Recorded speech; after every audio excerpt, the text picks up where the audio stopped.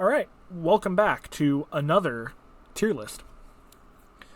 This time, we will be looking at Paper Mario 64, specifically. This one is going to be... Oh, you haven't played Paper Mario 64, Pokey? Actually, really good. This tier list is going to be Paper Mario 64 chapters. I'm going to do this from a vanilla playthrough standpoint. They aren't exactly in order. Let me,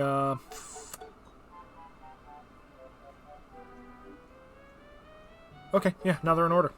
I don't know why the prologue was at the very end, but sure. Prologue, I'm going to put in A tier. The prologue introducing concepts that you'll see throughout the entire game, as well as setting up the story, is amazing. The writing is great. Sadly, Goombario as a partner isn't exactly the most interesting, but I mean, you know, basic partner for beginning of the game. I think Junior Troopa as a quote-unquote rival character introduction is really, really cool. Environmentally, there's not a whole lot of unique to see. I mean, you see a handful of locations, but like once you start like true gameplay after Bowser beats you in the prologue, a lot of the backgrounds and stuff are really, really samey. You don't see a whole lot of unique until you get to Toad Town. And once you get to Toad Town and do some stuff there, you have Chapter 1, the Koopa Bros Fortress. Koopa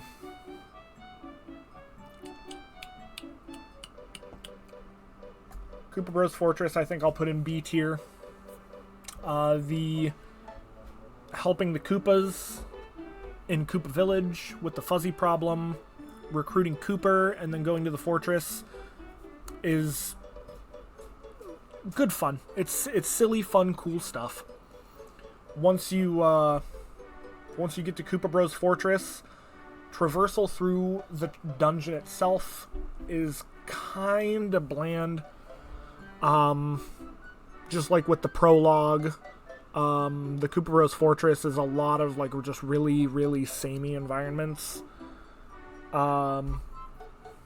Bob-ombs and Koopa Troopas aren't very engaging or thought-provoking enemies.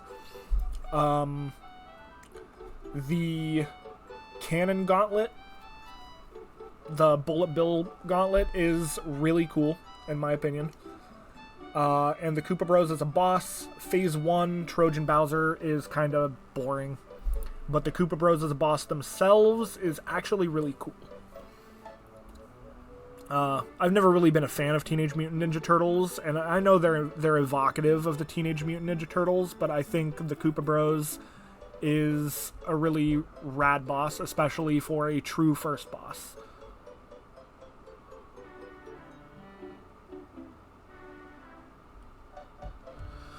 So next we'll move on to Chapter 2.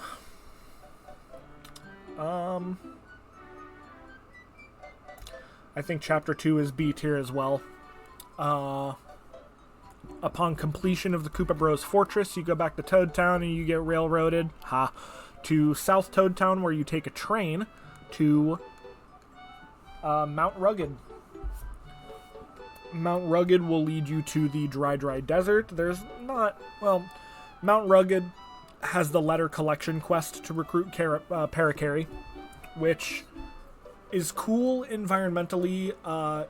Every room is doing something interesting in some capacity, including reasons to revisit them with Parakarry to get additional stuff.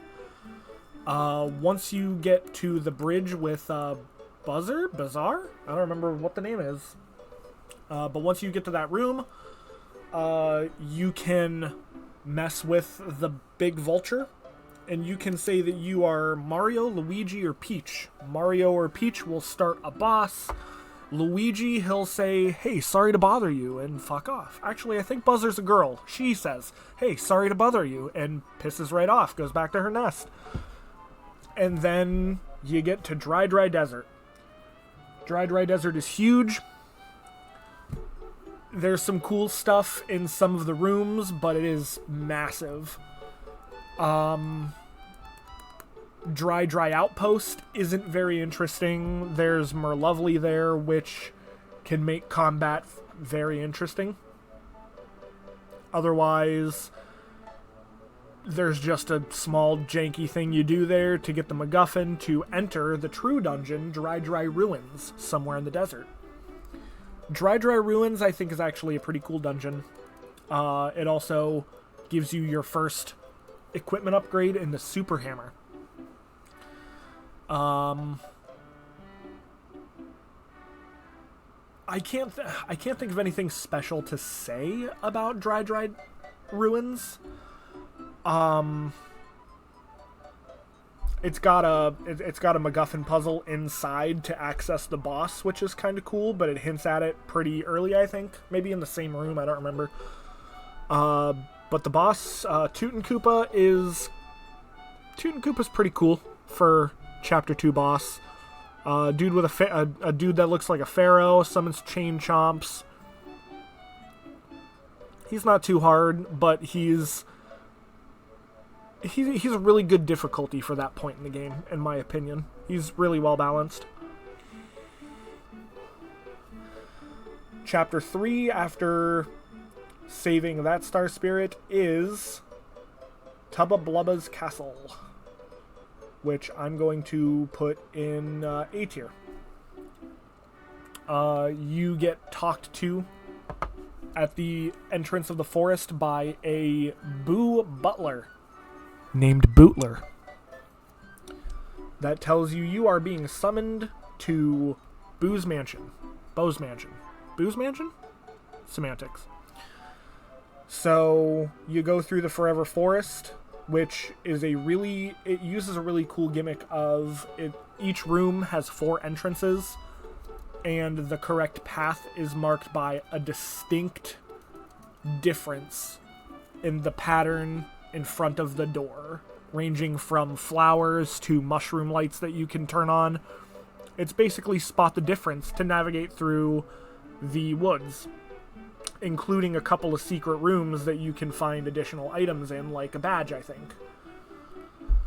Once you get through, you find Boo's Mansion, and doing some silly shit in Boo's Mansion will inevitably give you the Super Boots upgrade. And Lady Bo, as a party member. Lady Bo is easily one of the 2 best partners in Paper Mario 64. And using her and your other party members, you're going to traverse through the Gusty Gulch to Tubba Blubba's Castle. Bo is used a lot in Tubba Blubba's Castle, and the castle itself is kind of cool, which culminates in you trying to steal the windmill key from Tubba Blubba's room. The windmill key, whose name I think is Yaki, yelling really loudly to wake up Tubba Blubba, and a chase sequence through his castle, which culminates in opening the windmill while he chases you, fighting his heart, and then Tubba Blubba himself. Tubba Blubba's heart is the real boss of Chapter 3.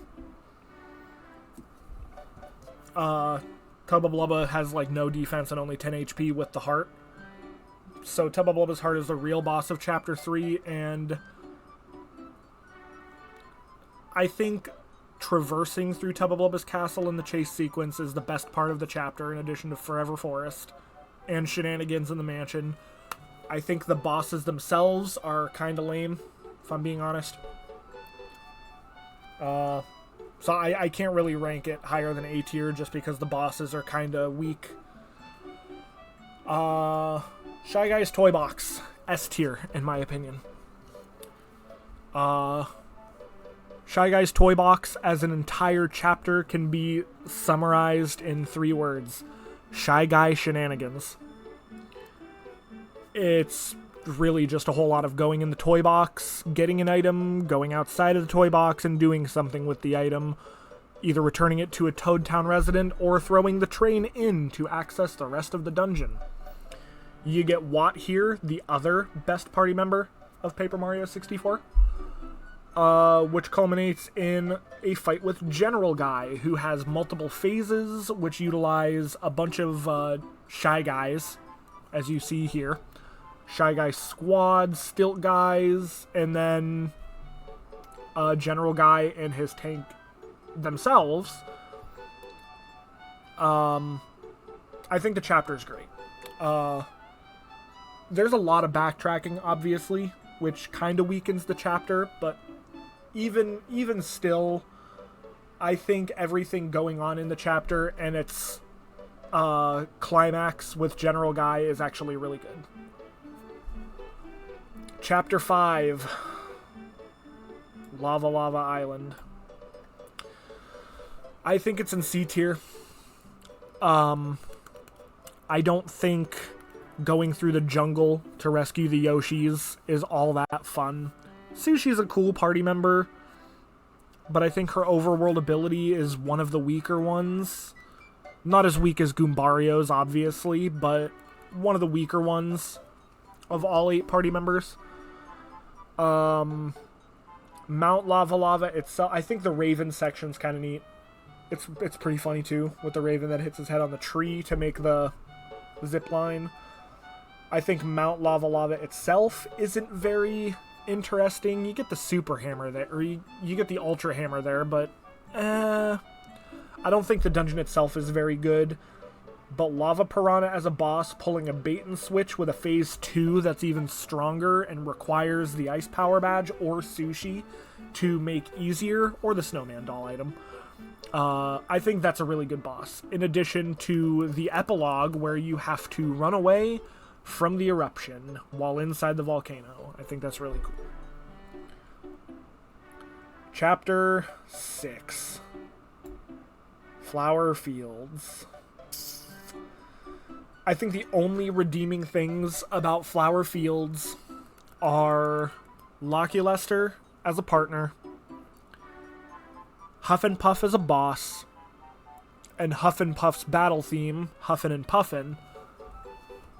I think everything else about Flower Fields is just really, really boring. These 2 chapters here are right about where I start to kind of lose interest in a vanilla playthrough. I'm not remotely a fan of Clouds Over Flower Fields. Chapter 7, though, I think I'm going to have to put it in A tier. I think the intro to the chapter, which is a murder mystery in the Penguin Village, that I can't remember. I think the murder mystery in the Penguin Village is kind of neat. The music changing from its happy cheery to the deep mysterious is really cool. Leaving and then playing with dressing up snowmen, and then getting into Crystal Palace, which mechanically is just really cool. And Crystal King's actually a really cool boss too. I think Chapter 7's really good. And then Chapter 8 is also S tier. Going up Starway, learning Starbeam, going through Bowser's Castle from the bottom all the way to the top to access Peach's Castle, having to use the toolkit of every party member, except Goombario, to get through Bowser's Castle, and all the shenanigans going through, culminating in not 1, but 2 fights with Bowser. I think the finale of this game is phenomenal. I think the only... also, Junior Troopa showing up for the final time. I think my only disappointment with Chapter 8 is that you get the final rematch with Junior Troopa as opposed to a rematch with the Koopa Bros, which is teased before Junior Troopa strolls in. I would have really liked to fight the Koopa Bros again because they were a really cool boss in my opinion. But Junior Troopa is probably the best thing, like, concurrently to a rematch with the Koopa Bros. Especially because Junior Troopa will use every trick he's learned in every fight with you from point 1 in the prologue up through when you fight him here in Chapter 7. After Chapter 7. I think there are some parts of Bowser's Castle that are a little tedious and jank to navigate. Otherwise, fantastic chapter. And that's where I think we're going to end this tier list. So leave your thoughts, comments, concerns in the comments down below, and I will see you guys in the next one.